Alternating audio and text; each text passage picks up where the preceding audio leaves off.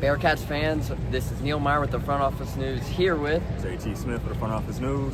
We are recapping the Bearcats' 68-65 victory over crosstown rival Xavier in the 92nd Crosstown Shootout, and what was I don't even know the right words to describe it, because it was a wild one here at Fifth Third Arena this afternoon. A back and forth battle all the way down to the end.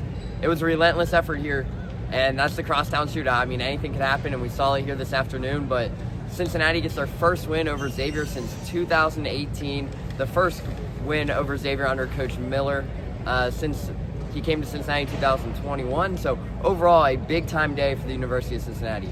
Oh, for sure. Nobody had a double-digit lead in this game. I think the Bearcats' biggest lead was 9 points, and then Xavier inched into that. Xavier's biggest lead was 7, and the Bearcats crawled, and ultimately ended up winning. So this game was one of those games. If you guys checked out the Bearcats Tip-Off Talk podcast with my man Alex Meacham and Neil and myself, I told you it was going to be one of those crazy games. This was a game that checked all those boxes. We had Fremantle had an amazing first half, only scored 2 in the second half, missed countless dunks in the second half. It was early. Dan Skillings missed a few layups that he normally makes, and then he wakes up late in the second half, makes a few key plays that kind of get the win for the Bearcats. Just think about it. Jizzle James went 0 for 11. He did not shoot a bad shot. I've never seen a person have an 0 for 11 game and not take any bad shots. Jizzle James had that game. I mean, the ball touched every part of the rim but where it needed to be, but at the end of the game, he made the 2 big free throws to give the Bearcats a 3-point lead, and then Zach Fremantle missed a big 3, wide open, where Jizzle James told him. Coach Miller said, if after the second pass, just foul him. If they're not in the shooting motion, nobody fouled, but it's a crosstown shootout. Zach Fremantle was wide open. Wide open. A 68-65 victory. And no matter, like I told some people at halftime, just win. It doesn't matter how it looks. This is the Crosstown Shootout. The stuff that you think won't happen will happen. And if you watch that game, that's exactly what happened. But the Bearcats on the right side of this thing. And now, for 364, Bearcat fans can be happy and talk trash to Xavier fans. Yeah, and I think the difference maker, too, in this one, first of all, let's talk about the environment, JT. I mean, that environment was electric. Like, there was times where you thought the roof was going to explode here at Fifth Third Arena. And then on top of it, in a play where Aziz Bandego goes three rows into the stands for a loose ball, saves it, kicks it out for Day Thomas for a 3. That's when I thought this place was going to erupt then. And then Dylan Mitchell was fantastic tonight. His first crosstown shootout, 12 points, 10 rebounds, and man, he would, in a moment, JT, where it looked like he rolled an ankle and he might not be able to come back or stay in the game for this one, gutted it out. And that's what these rivalry games are all about. And he even said it following the game, this was the most fun he has had in his college career. And I mean, that's a testament to what this crosstown shootout really is each and every year. But like you mentioned it, Coach Miller was ecstatic that he didn't have to hear about this for the next 364 days about how you have to beat Xavier.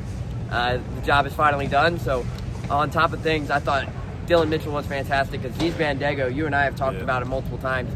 Aziz Bandego played a career high for Cincinnati, 31 minutes this afternoon. He essentially was a difference maker alongside Dylan Mitchell. He might not get talked a lot about, but you look at what he did, 12 points, 5 rebounds, but he changed the game dynamically, and there was an opportunity there for him to finish with 20 points probably if they connect on a couple of those lobs as well. But overall, big-time players make big-time shots. Simasu Kosh's big second half, including down the stretch after going, Dan Skillings, Simasu Koshis, and Jizzle James were combined, 1 for 15 at halftime, and then next thing you know, it's a difference maker in the second half. So the heart, the fight, that's what the standard was for Wes Miller and them. They knocked down their free throws when it mattered the most. Dan Skillings with a huge putback, even though he may have left a little early, but no one called it. You make plays. Hey, it is what it is. When the ref don't call it, it didn't happen. So, hey, get the rebound. You made the shot. After missing a couple of layups, hey, just win. What did Al Davis say? Just win, baby. So, Bearcats, they are now off until Friday. They'll face UD at Heritage Bank Center. I was about to call it US Bank Arena, but I know it's not that anymore, so my bad, showing how long I've been in Cincinnati. And then make sure you guys check out the Front Office News. My man Neil Meyer have a recap up there. Brandon Weston has taken a lot of amazing pictures that we will post. And then also, we got video of Wes Miller Dan Skillings, Dylan Mitchell, that'll be up on the YouTube channel and the website. We also have video of Sean Miller and Ryan Conwell, so that'll be up on the site as well, so check that out. And, you know, just think about it, be happy. This is a game that we're going to get a little long-winded because the Bearcats have been 0-5, right? 0-6. This was the first win since 2018. Yeah. Yep. So, you know, they haven't won in a while. They haven't won since Mick Cronin was a coach. You know, Wes Miller was 0-3 coming into this game at home. At times it looked like he was going to go 0-4.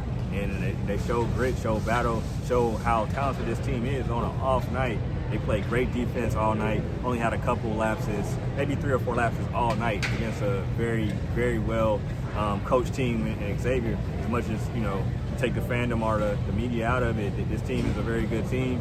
The Bearcats did very good, you know, limited them as well, because you're not going to see the Bearcats shoot like they shot tonight on a consistent basis. This was a one-off game, and they still win. This shows how much talent and grit this team has. So I'm JT Smith, and I'm going to see if my man Neil got any more to add on this one. Yeah, no. Follow back on JT. I thought the heart, the grit was there. You're not going to see this team shoot 31% from the field or whatever it was many more times this season, especially coming out and getting a big win following that. I mean, there was times in this game, and the first half, Cincinnati goes 7 minutes and 8 seconds to end the first half with no field goals. Yeah, you go through a 5-minute lull in the second half as well. So overall, to prevail, that's huge for Cincinnati, and that shows what kind of team they are. They stuck together when times got rough, and you need those early kind of things early in the season. So overall, it was a huge win for Cincinnati.